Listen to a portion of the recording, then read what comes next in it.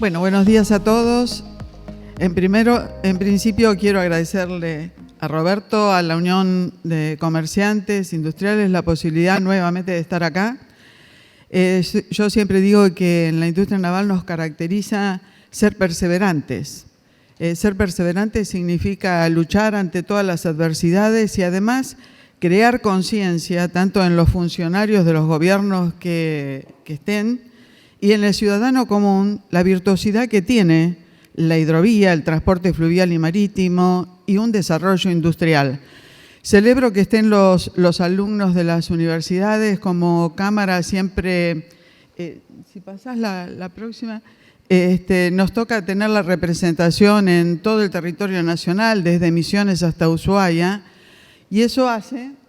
no tengo el aparatito, pásame la próxima. Bueno, pásame la próxima. Y eso hace que en cada provincia, con sus particularidades dentro de la red troncal, atendamos. Y las escuelas técnicas, las universidades, los alumnos siempre quieren conocer un astillero, quieren conocer un barco, y en esta ocasión muchas veces recurren a la Cámara para con esfuerzo viajar a Buenos Aires y recorrer varios astilleros, tanto astilleros de la industria liviana como de la industria pesada, y con eso sentirse animados para seguir estas carreras técnicas. Así que, chicos, la verdad que celebro mucho que estén acá y vamos a tratar de contarles un poquito de lo que es nuestro sector. Cada provincia tiene su particularidad, son 7 provincias, omití la provincia de Corrientes, espero que no haya ningún correntino que se enoje. Y bueno, la red troncal es la que permite la movilización de toda la carga de la producción nacional. La próxima. En este sentido, podemos decir qué es lo que necesitamos hoy de la hidrovía y de acuerdo al mundo, a las demandas mundiales.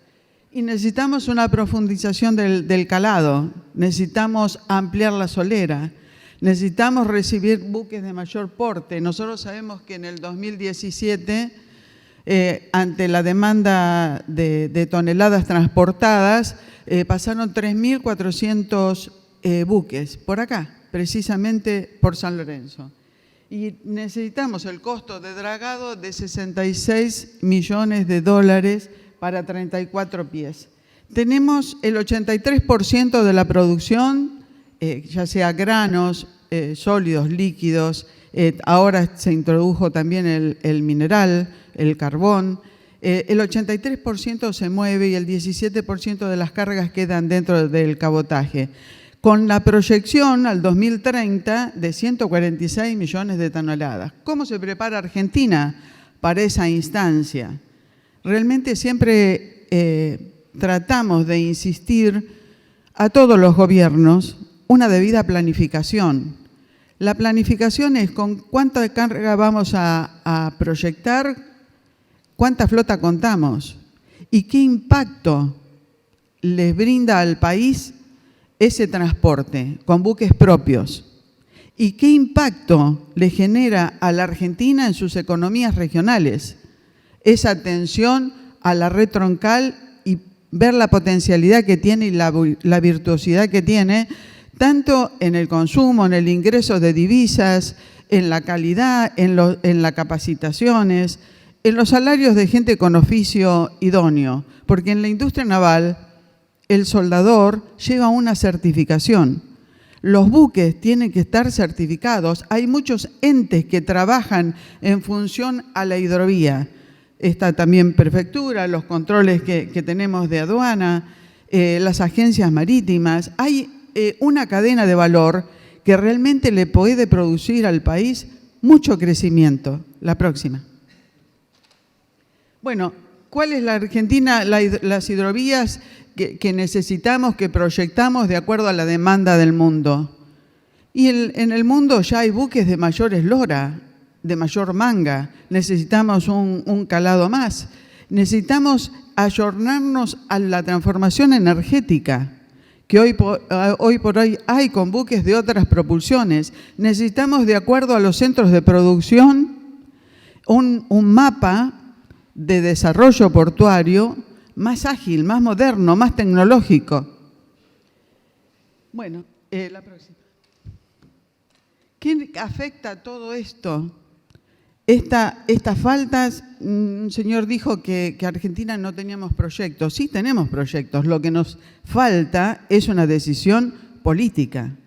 Lo que nos falta es que el funcionario interprete las oportunidades que Argentina se está perdiendo por no concientizar las virtudes de la hidrovía. Las demoras en la navegación, eso es tiempo y costo. Todo es tiempo y costo.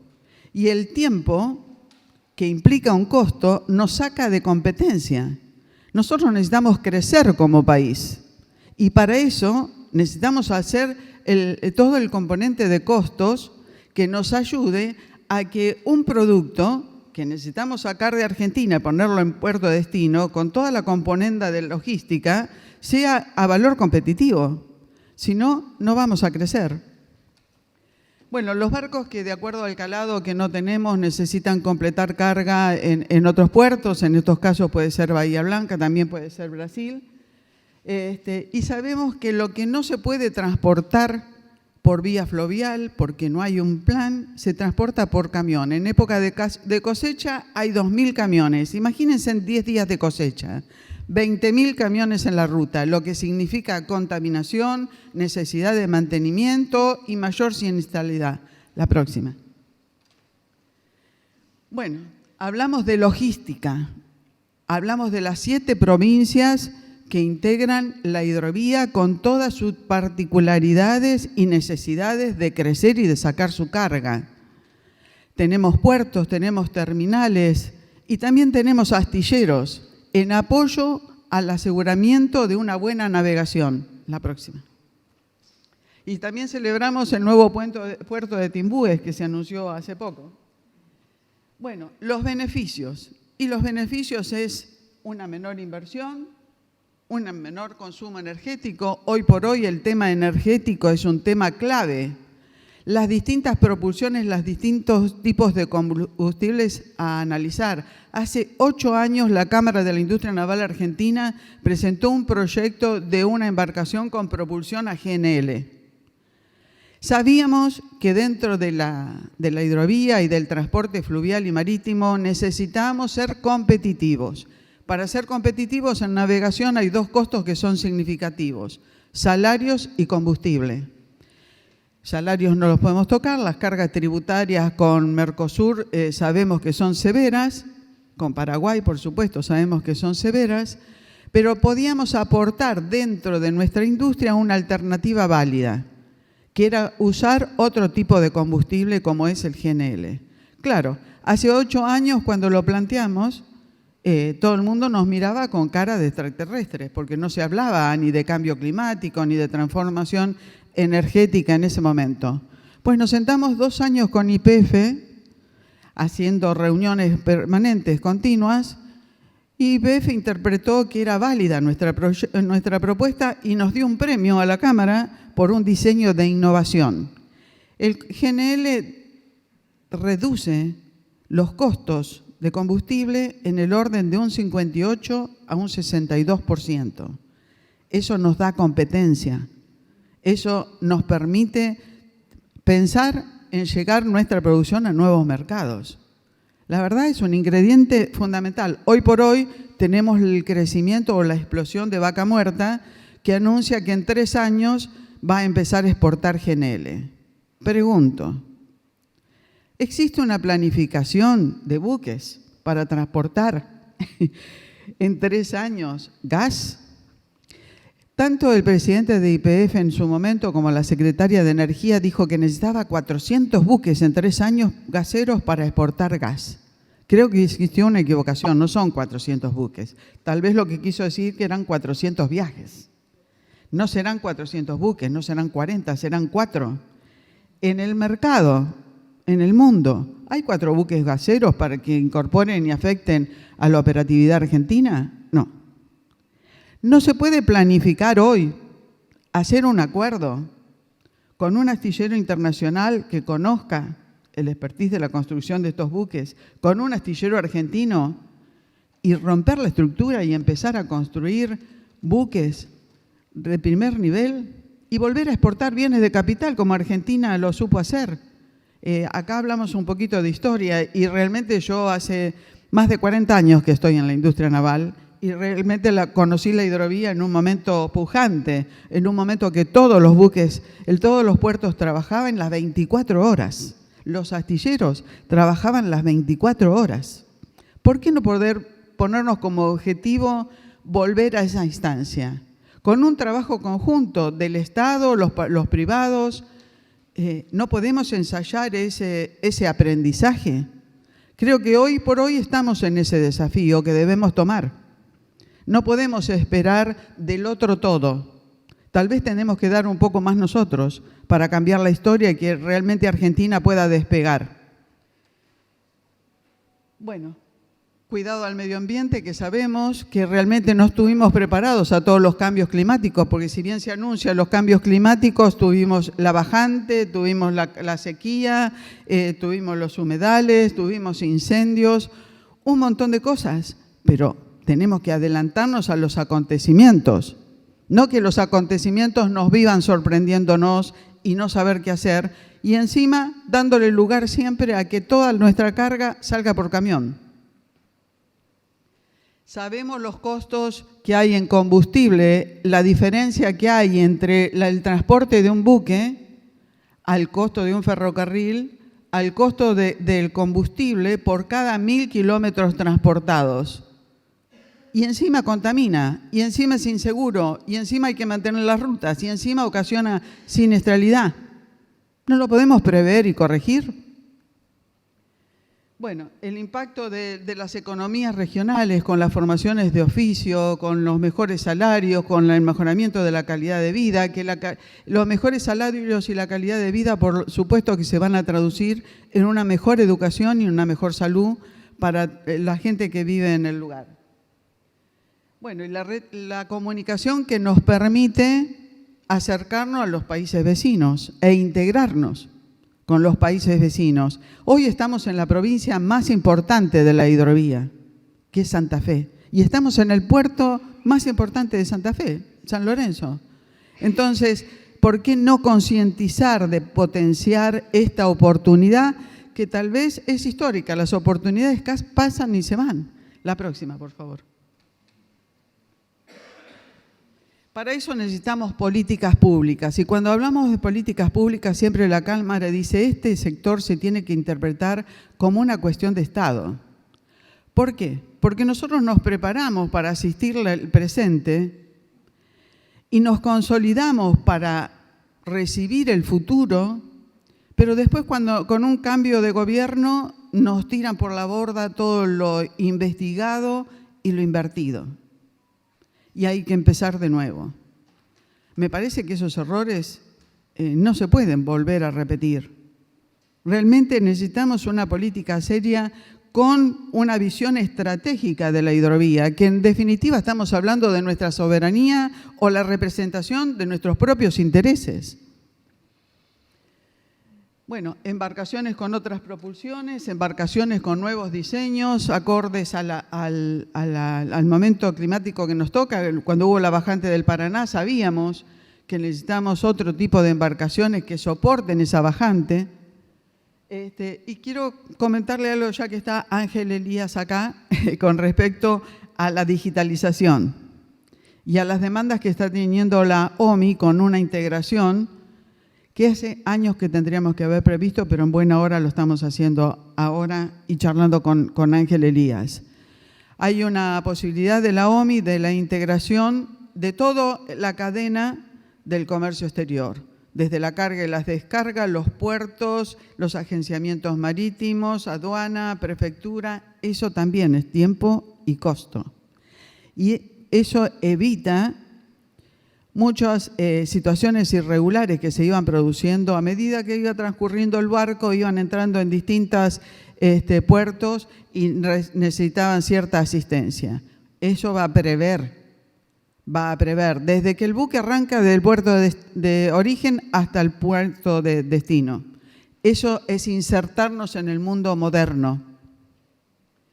Bueno, solucionar los temas de dragado en la amplitud de Solera, los ríos limpios, que hoy por hoy todavía tenemos necesidad de desguazar, muchos buques que no hacen una navegación segura, las embarcaciones, motores e insumos de acuerdo a los componentes amigables con el medio ambiente y la descarbonización de la OMI, que está proyectada al 2030 y al 2050 en distintas etapas, y sabemos que la descarbonización realmente es tóxica para la salud y realmente hay que corregirla. Y el transporte marítimo da un 3% de contaminación en la salud. Por lo tanto, tenemos los distintos combustibles, que puede ser el gas, el GNL, como puede ser hidrógeno. Hay buques que ya, hay 600 buques transportados en Europa gracias al GNL. Hay cruceros que entran en Ushuaia con propulsión de GNL. Hay un buque botado con hidrógeno. AISA el año pasado botó una lancha con paneles solares. Bueno, tenemos que incursionar e investigar y ver lo más posible para nuestro país. La próxima, por favor. Bueno, para cerrar, lo que les quiero contar es que la Cámara de la Industria Naval Argentina y sus asociados le quieren proponer a la provincia de Santa Fe la constitución de un polo logístico industrial. ¿Qué significa? En apoyo total a todo lo que es logística para hacerlo realmente eficiente. El año pasado habíamos tenido un congreso en España donde hablaba precisamente de la transformación energética y del ayornamiento que tienen que tener los puertos por todos los combustibles posibles de abastecimientos alternativos. ¿Y qué pasaba aquel país que no se ayorna y que no tiene ese ofrecimiento? El país iba a quedar autolimitado en su comercio y con un plazo de corrección, si no lo hacían, a recibir multas. Argentina lo tiene que hacer. Llegó el momento de cambiar y de ayornarnos a las demandas mundiales. Eso es necesario. Para eso, considerando que Santa Fe realmente es la provincia más importante de la hidrovía, debe pensar en hacerlo. El polo logístico e industrial en Santa Fe se debe pensar en abastecimiento y en servicios. Servicios con nuevas tecnologías, servicios con otros ritmos operativos. Y eso va a ser un crecimiento total para toda la provincia de Santa Fe, con las formaciones de oficios, con el apoyo, el acompañamiento al desarrollo agroexportador industrial. Entonces, realmente estamos hoy acá pensando y construyendo el futuro, pensando realmente en la hidrovía que proyectamos. Muchas gracias. La Cámara nuestra es una Cámara que este año va a cumplir 70 años, tiene 54 socios y se compone de todas las terminales portuarias de la zona y además muchas de las empresas que prestan servicio a esas terminales. ¿Podéis pasar, por favor? Gracias. Nosotros somos bastante pragmáticos y desde la Cámara tratamos de poner el foco en algunas cuestiones puntuales y trabajar en las mismas. En el 95 se concesionó el dragado y balizamiento del río. Por circunstancias que, bueno, son públicas, se fue postergando esa licitación y lo que era por 10 años todavía naufraga.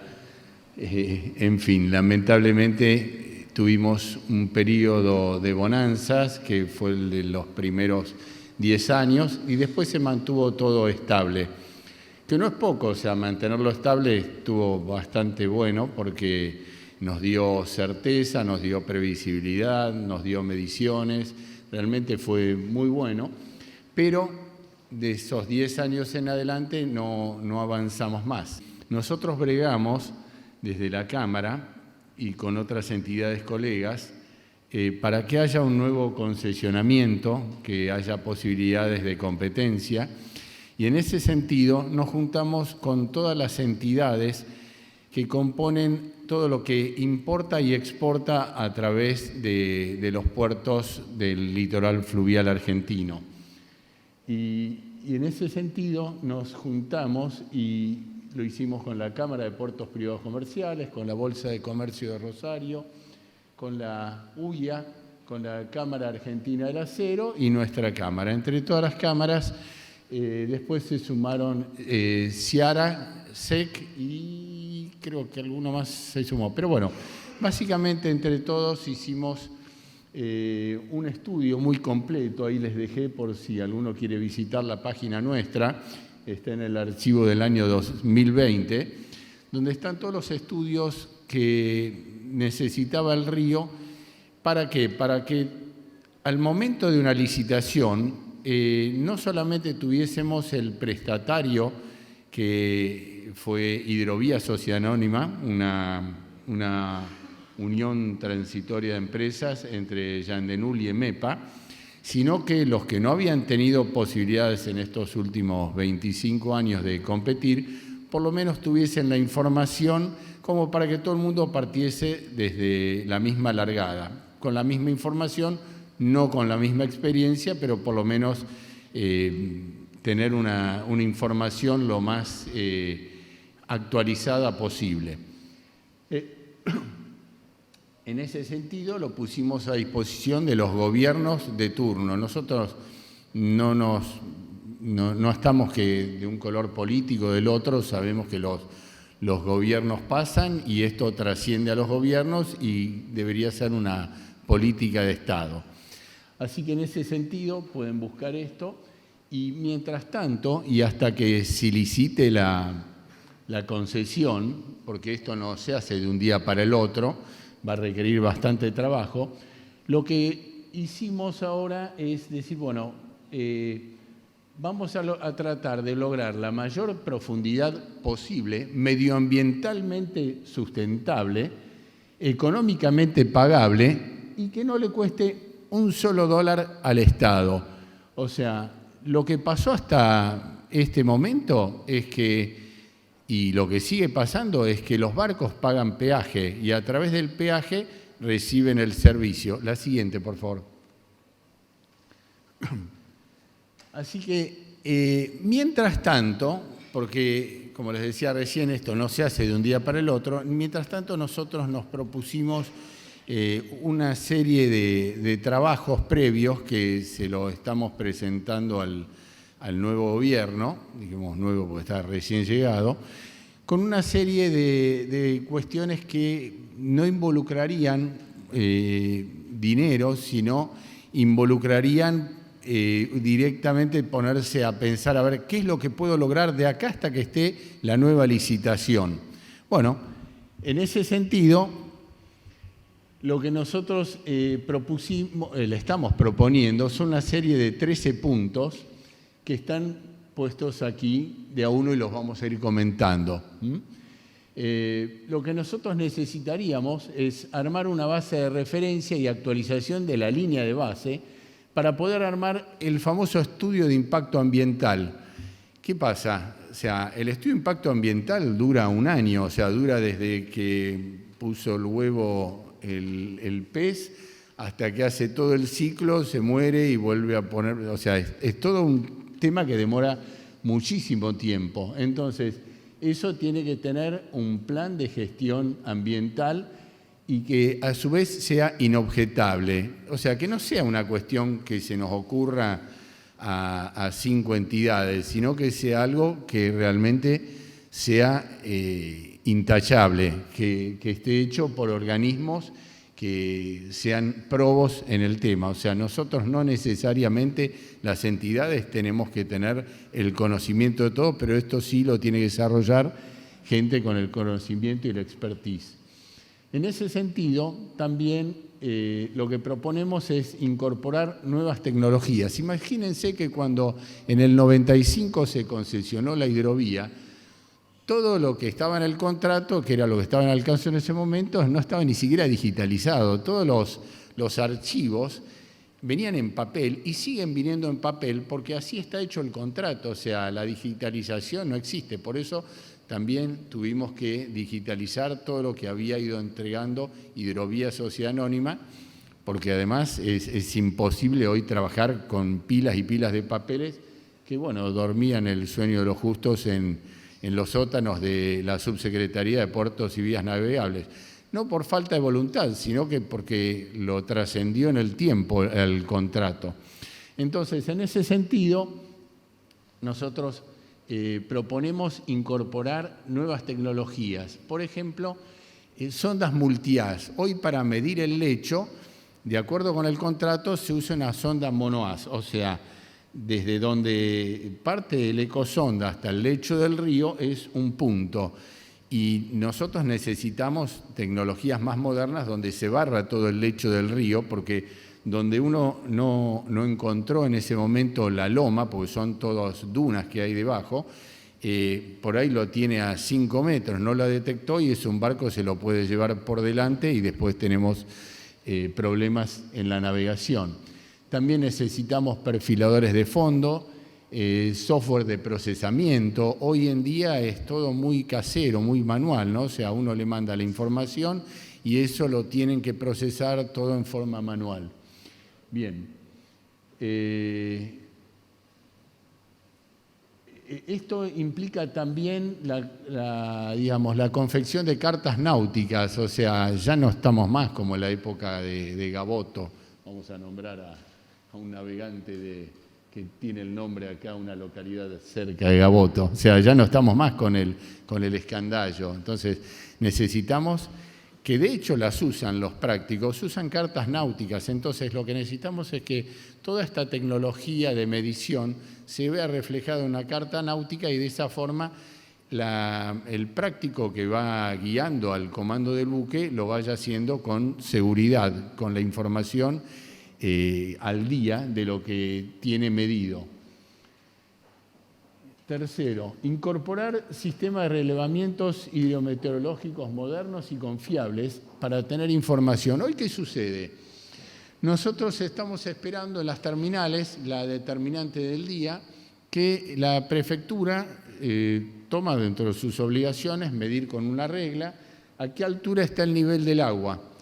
Y bueno, después hay algunos hidrómetros que se han instalado y ¿qué pasa? Hay veces que hay hidrómetros y están las reglas y porque las reglas están caídas o los hidrómetros no están mantenidos, por ahí difieren. Y uno dice, ¿cuál es la verdad de esto? O sea, ¿cuál es la medición correcta? Bueno, nosotros deberíamos tender a tener una medición correcta, precisa, porque de la altura del río uno tiene el lecho, que es lo que midió la batimetría, ¿no? O sea, y después le tiene que sumar la altura de agua.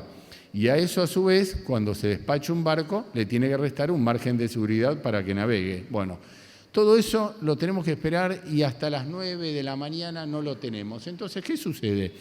Los barcos muchas veces, sobre todo en época de cosecha, tienen que cortar carga a las 10 de la noche, 11 de la noche. ¿Por qué? Porque si empiezan a navegar y van a franquear un paso crítico, un paso con menor profundidad, y cambia la determinante, la prefectura, digamos, como es policía de la navegación, tiene que detener ese barco si está pasado de calado.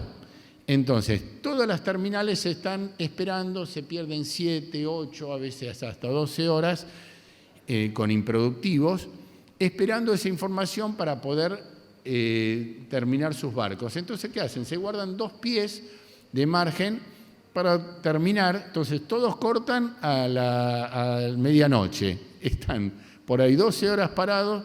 Cuando tienen la nueva información, empiezan a cargar el barco y eso hace que todos terminen más o menos al mediodía. Y al mediodía tienen que saltar los prácticos de un barco al otro para despachar los barcos más las autoridades. Empiezan todas las maniobras y los barcos en fila india empiezan a bajar el río. Bueno, ya pasó hace unos años atrás donde uno tuvo un problema, justamente por falta de medición, tocó un banco, bueno, se fue del canal, varó, y atrás venían 4 barcos más. El Paraskevi fue el barco, bueno, vararon 4 o 5 barcos, tuvimos 15 días la vía navegable obstruida. Y la verdad que eso no puede pasar. Nosotros necesitamos que las 24 horas se estén despachando barcos y que esto no repercuta no solamente en el tiempo de los barcos y en los costos. Porque muchos dicen, no, y con esto van a las multinacionales, etcétera. No, con esto pierden todos ustedes. Muchos de ustedes son acá de San Lorenzo. ¿Y qué pasa? Cuando uno no puede despachar un barco en época de cosecha, el camión no puede descargar a veces porque están los silos, las celdas llenas. A no poder descargar, quedan en la playa. A veces que la playa está colapsada porque vienen 20.000, 15.000 camiones por día, entonces esos camiones no pueden ingresar al puerto. ¿Qué hacen? Se quedan estacionados sobre el pavimento. El pavimento está hecho para circular, no está hecho para un peso estático, con lo cual rompen los caminos. Ahora imagínense ustedes, están en Timbúes, en una escuela donde no pueden entrar porque están todos los caminos obstruyendo. Imagínense una ambulancia, tienen que entrar por una persona que la necesita y esto no lo puede hacer porque está todo obstruido y ustedes lo viven acá y lo sufren. Yo mismo cuando venía hoy, todavía no estamos a pleno con la cosecha, pero demoré bastante en el acceso sur. Y la verdad es que es una pena que ingresando el dinero que ingresa a través de la exportación de granos, no tengamos unos accesos, digamos, que son los que se necesitan. No solamente el transporte que le deja las divisas, sino también ustedes que viven acá. Bien. Entonces dijimos, esto de nosotros lo necesitamos con una previsibilidad, porque viene un barco a descargar mineral de hierro a San Nicolás, por ejemplo, y uno cuando lo cargó en Australia, y cuando viene acá, ¿con qué calado voy a poder ingresar? No, tengo que conocerlo de antemano, tengo que saber en el puerto de origen cuánto cargar el barco para que ingrese acá y, digamos, no se detenga el barco, no tenga que esperar una marea extraordinaria. Bien. Eliminar el escalón en el Río de la Plata. Nosotros hablamos siempre de los pasos críticos, que son los pasos que tienen por ahí curvas, que tienen menor profundidad, por ahí, digamos, tienen algunas limitantes, ya sea por ancho de solera o por profundidad. Pero, ¿qué nos encontramos? Con la mayor parte del año tenemos suficiente agua acá, pero no la podemos aprovechar porque en el Río de la Plata tenemos un régimen de mareas. Y entonces cuando es una marea baja, otra vez tenemos que fondear los barcos. Los barcos están hechos para navegar o para atracar, cargar, descargar y seguir. No están hechos para andar fondeando en cualquier lado porque, digamos, para eso uno tiene que tener un relevamiento permanente, pero además no es económicamente sustentable. Entonces, para que no se detengan en el Río de la Plata, nosotros normalmente podemos cargar el barco, pero lo tenemos que detener ahí. Entonces, deberíamos sortear ese paso, y ahora lo vamos a ver más adelante, pero básicamente, ¿cómo se hace esto? Con un perfilador de fondos, ya lo vamos a ver más adelante, pero eso nos permitiría, a través de una mejor medición y con la densidad, ver si podemos navegar. Acá no es una pileta donde abajo en el lecho del río tenemos un piso de hormigón, acá hay barro en suspensión. Ahora, ¿cuál es el lecho del río? Por ahí uno pone la mano y no, digamos, empieza a sentir que hay mayor densidad hasta que realmente no puede más. La siguiente, por favor. Bueno, les dije antes, con respecto al estudio de impacto ambiental, nosotros entendemos que se debería definir bien claro el proyecto, que a su vez este proyecto nosotros sabemos que tenemos una parte que es la parte barcacera, que es la parte de navegación fluvial, y la otra es la parte más oceánica. Bueno, lo que vimos que digamos, el 80% de la producción argentina sale desde lo que es Timbúes al océano. Entonces, vimos eso como más importante, no porque los demás sean menos importantes, sino que la parte barcacera es un río de llanura y tiene muchos meandros. Entonces, ahí más que profundizar, si bien hay sectores donde hay que profundizar, lo que hay que es correr más que nada las balizas. Es un tema de movilizar las balizas. ¿Para qué? Para que la navegación fluvial sea segura. Después habría que ver la parte de Santa Fe a Timbúes. En los últimos años prácticamente no han ido barcos allá y habría que hacer un estudio si es económicamente pagable, porque todos los años se darán 3 millones de metros cúbicos por año. 3 millones de metros cúbicos por año que lo pagamos entre todos a través de nuestros impuestos y no se refleja en ningún beneficio porque no lo usa nadie. O sea, uno no dice que no hay que hacerlo, pero sí hay que encontrar una carga o tiene que aparecer una carga que realmente justifique esa parte. Y después, hoy está desde el 456, o sea, desde Puerto San Martín hacia la salida al océano a través del canal Emilio Mitre, la navegación oceánica. Nosotros lo que vimos en los últimos años que se han instalado, y ahora, como bien dijo Silvia, se va a instalar otra nueva terminal en la zona y ya merece que se extienda ese tramo porque naturalmente es profundo. Después, arriba de Timbúes, ya viene un escalón que, bueno, ya requeriría otro tipo de dragado. Y en cuanto a eso, ¿qué es lo que necesitamos? Nosotros acá en San Lorenzo, en Puerto San Martín y en Timbúes, tenemos muchas fábricas anexadas a los puertos. Y lo que hoy estamos viendo, de acuerdo, como bien dijo, que han crecido los barcos en esloras y en mangas y las capacidades de transporte, nosotros vemos que lo ideal sería poder sacar los barcos completos con harina y con aceites. Bien, entonces comentamos, Santa Fe al océano, nosotros en ese sentido también lo que vemos es que tenemos hoy el dragado a través del canal Emilio Mitre, tendríamos que ver lo que es Bravo, Guazú, Talavera. Hoy los barcos en lastre suben por ahí, es un barco con mucho menos curvas, mucho menos meandros, lo cual permitiría cargar barcos con mayor eslora. Pero claro, cuando suben es una cosa, en lastre es una cosa, y cuando bajan cargados necesariamente tienen que ir por el Emilio Mitre, salvo que resignen carga. Entonces, por eso es que creemos que esas dos vías tienen que estar accesibles y al mismo nivel de profundización y prestaciones. Bien, lo que les decía antes, en cuanto a lo que son los estudios, hay muchas universidades, la del Nordeste en Corrientes, la Universidad Nacional del Litoral, el Instituto Nacional de Limnología, el Centro de Ecología Aplicada al Litoral. O sea, hay muchas entidades que realmente deberían colaborar en esto y que son entidades estatales, y por eso decía que son estudios que los hacen los organismos públicos y que resultarían irrefutables. No es la conveniencia de un grupo para algo determinado, sino que es algo que, está... La siguiente, por favor. La siguiente, gracias. Esto es con lo que hablábamos antes de los barros navegables, ¿no? Y vean, por ejemplo, un monohaz, la del medio, uno tiene un ancho de barrido en una sola línea.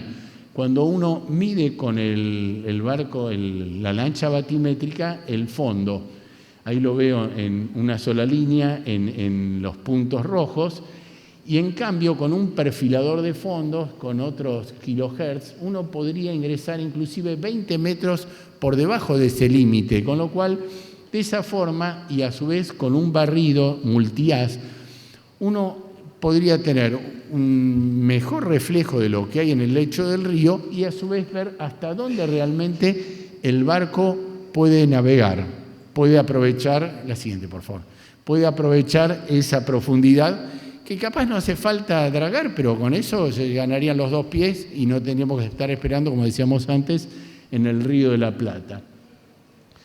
Ahora vamos a ver lo que es estaciones de relevamiento hidrometeorológico y software con pronósticos. La siguiente, por favor. Voy a tratar de hacérselo sencillo porque uno escribe mucho, pero sí.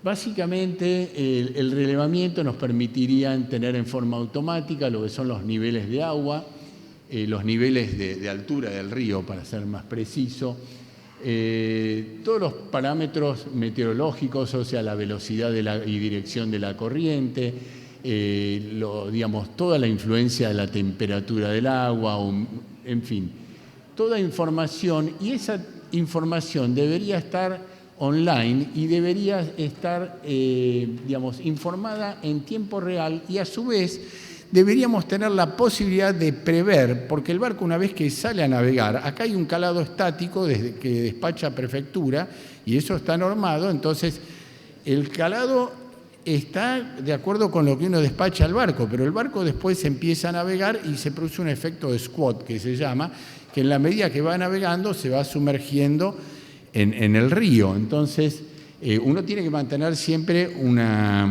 en general son 60 centímetros, son 2 pies por debajo de la quilla, para hacer una navegación segura.